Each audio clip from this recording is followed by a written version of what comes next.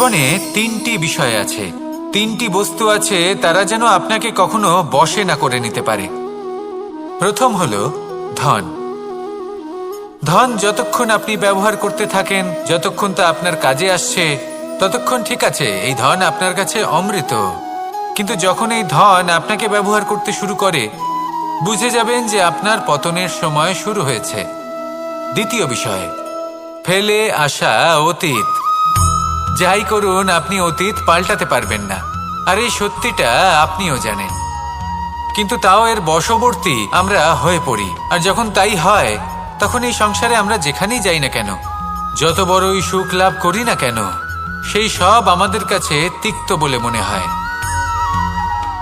তৃতীয় বিষয়, আপনার আশেপাশের মানুষ ভিন্ন ভিন্ন ধরনের মানুষ হয়, যাদের চিন্তা ভাবনা এবং দৃষ্টিভঙ্গি ভিন্ন ভিন্ন প্রকারের।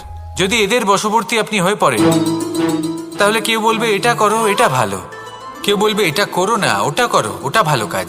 কেউ বলবে এই দুটোই করো না, অন্য কিছু করো। এই কথাগুলিতে আপনি এতটাই জড়িয়ে পড়বেন যে আপনি লক্ষ্যভ্রষ্ট হয়ে পড়বেন। তাই এই তিন বিষয় থেকে সাবধানে থাকবেন। যদি কোনো কিছু বশ করতে হয়, তাহলে আপনাকে বশ করতে হবে আপনার আজকে, নিজের বর্তমানকে। এটা খুব প্রয়োজনীয়।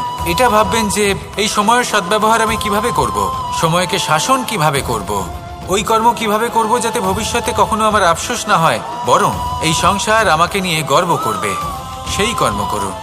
আর যখন আপনি এটা শিখে নেবেন, তখন আপনি নিজেই নিজেকে প্রকৃত অর্থে ভাগ্যশালী করে তুলবেন।